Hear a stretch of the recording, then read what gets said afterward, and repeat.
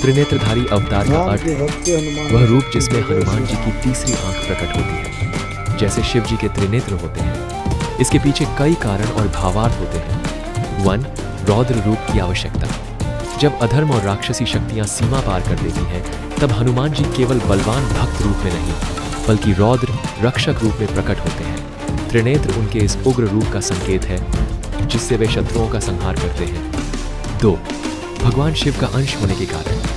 हनुमान जी को शिव का 11वां रुद्रावतार माना गया है। त्रिनेत्र भगवान शिव का प्रमुख चिन्ह है, जो ज्ञान नेत्र, दृष्टि, तीसरा नेत्र जो सत्य को देखता है, और संहार शक्ति का प्रतीक है। इसलिए हनुमान जी जब संहारक रूप धारण करते हैं, तब त्रिनेत्र प्रकट होता है।